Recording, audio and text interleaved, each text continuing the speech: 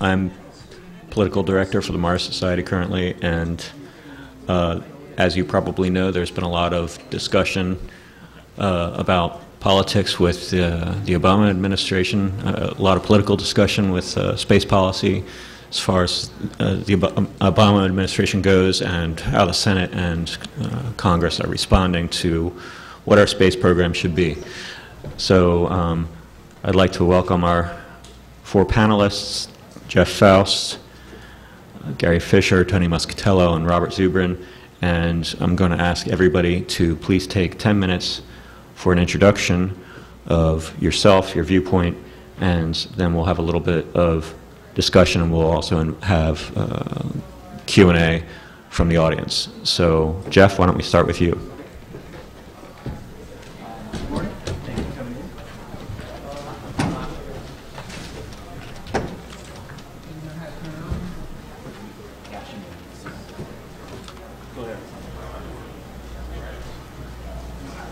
Okay, all right. Good morning. Now, I'm Jeff Faust. I'm editor of the Space Review, an online publication of space essays and commentary on various issues. Also run a blog called spacepolitics.com that you may be familiar with. I'll try and set the stage here a little bit, perhaps in a little bit less than 10 minutes, about what has gone on and what may go on in the next several months. As everybody knows, the President on the 1st of February released his fiscal year 2011 budget proposal for all the federal government, but including NASA, and that included some various significant changes for the space agency, which I suspect most people here are familiar with, notably the effective cancellation of the Constellation program, a refocusing of NASA to do more technology development to support exploration, also to fund development of systems that can provide commercial transport of crews to and from the space station. That is a budget proposal. That is a start of a fairly long process, even in the best of times. And this probably is not the best of times. The administration probably did not do a terribly good job in rolling out this particular plan for NASA. They sort of set it out there and didn't do a lot of coordination ahead of time. There was not a lot of coordination with Congress in particular about this, so a lot of people in Congress got caught by surprise by some of the elements of the proposal, even though there were rumors that there would be changes to Constellation and perhaps the Ares 1 might get canceled, but certainly not quite to the scale that was put forth in the budget proposal. So you've seen a lot of pushback from some members of Congress. What's going on in Congress right now is two sets of legislation. There's authorization legislation and appropriations legislation. Authorization legislation is largely policy related. It sets directions. It authorizes funding levels, but it does not in and of itself actually provide the money. Appropriations actually provides the money. And what you've seen right now is that the Senate on Thursday night, the full Senate passed by unanimous consent its version of a NASA authorization bill that is something of a compromise between what the administration proposed and what some opponents wanted to do away with entirely. There's immediate development of a nominally heavy lift vehicle, 70 metric tons low Earth orbit, not necessarily heavy lift to some folks. There is some money for commercial crew development, but not as much as the administration wanted. Some money for technology development, but not as much as the administration wanted. Continued development of the Orion crew spacecraft. The Senate appropriators are pretty much on the same page as the authorizers are. They've actually been cooperating fairly closely on that. So what the appropriations bills that are currently making their way through the Senate, not yet passed by the full Senate, would fund basically at the levels in the authorization bill for the next fiscal year 2011. The House has its own version of an authorization bill. It is much less of a compromise than the Senate version. It would effectively not continue Constellation in name, but effectively call for development of a crew launch vehicle that sounds a lot like Ares 1 and development of a crewed spacecraft that looks a lot like Orion. It provides effectively no money for technology development for exploration. It provides a nominal amount of money for commercial crew programs, much smaller than what the administration wanted and smaller than even what the Senate provides. That has not yet gotten to the House floor. There's some people, including some members of the Ohio congressional delegation, that have opposed this version of the authorization bill because of concerns about the cutbacks in technology funding, for example. So the House will not take that up most likely until after they come back from their summer recess after Labor Day. The appropriators for the time being in the House have largely deferred to the authorizers. They're going to wait and see how that shakes out before making any decisions on that.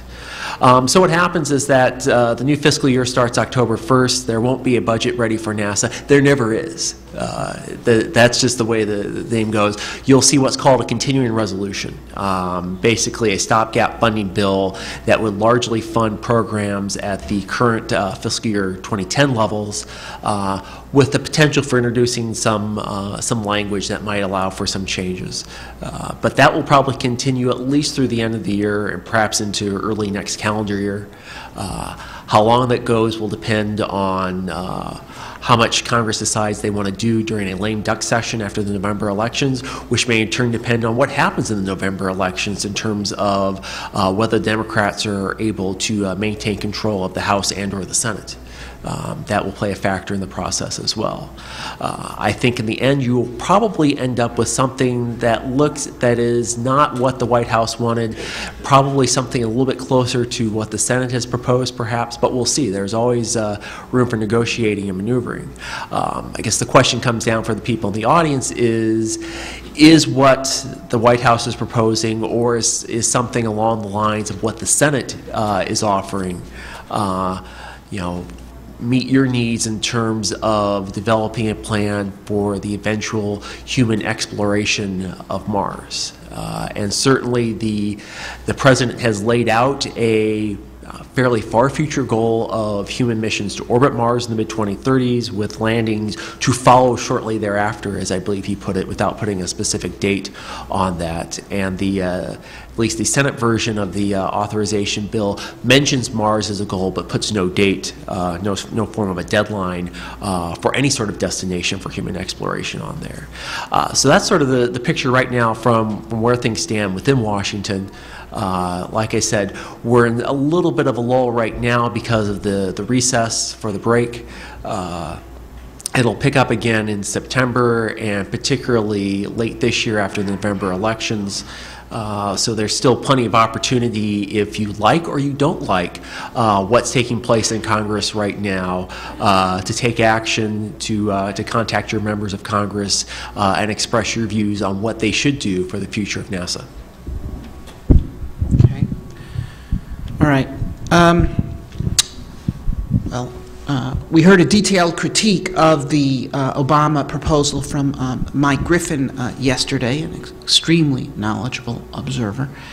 And, I have to agree with him on almost all points. The original Obama proposal, actually, the person who wrote that proposal was a man named John Holdren, who is the President's science advisor. It didn't come out of NASA. Charlie Bolden, the NASA administrator, is not a policy guy, and he's not strongly driven to make radical alterations in NASA's course.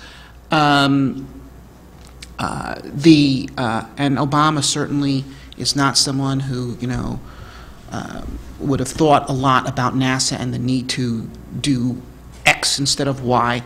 It's Holdren, and Holdren is bad news. Holdren is not someone who is supportive of human spaceflight. In fact, he's not even supportive of industrial civilization. He's co-authored 3 or 4 books with Paul Ehrlich, the author of The Population Bomb, an extreme zero-growther, describing the United States as an overdeveloped country which needs to be deindustrialized. So, a rotten tree cannot bear good fruit, and it didn't.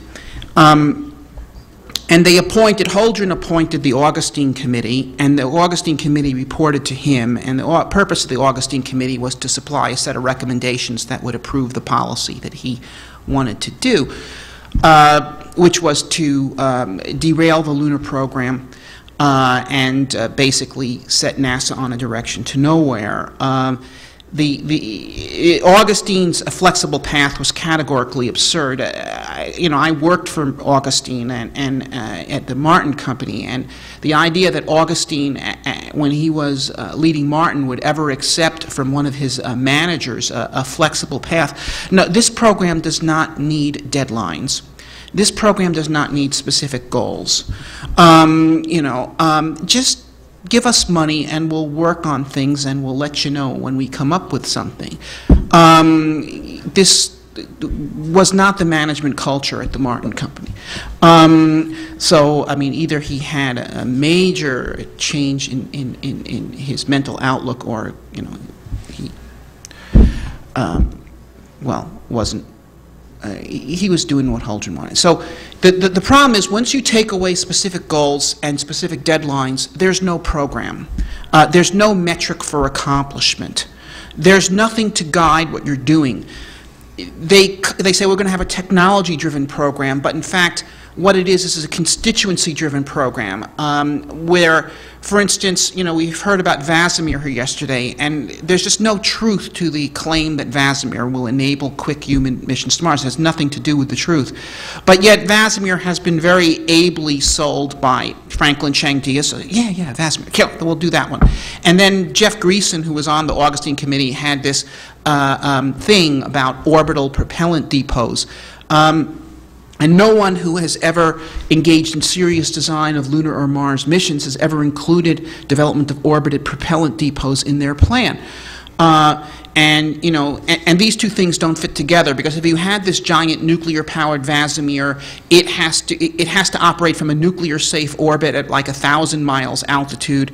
The orbital propellant depot where the launch vehicles are going to would be at maybe 200 miles altitude.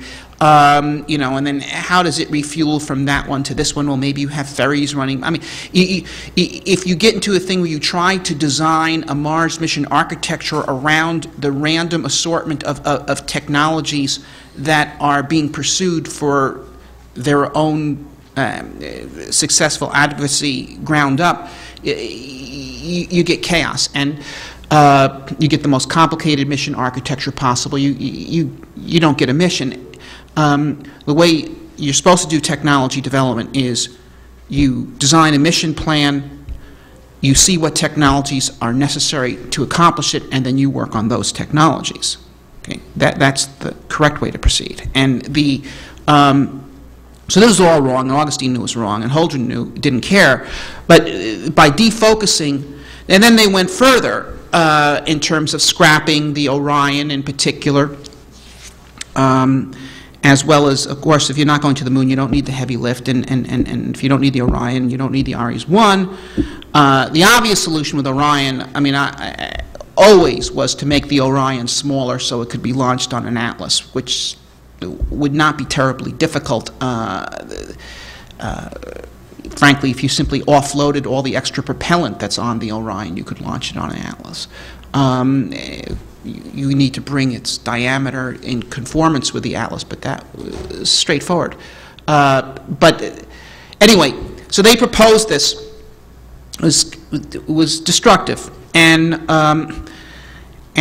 we responded. I wrote an article, an op-ed that says, look, you have to have a destination-driven space program. There must be a goal. We don't want to go another 10 years, and be no closer to anywhere than we are today.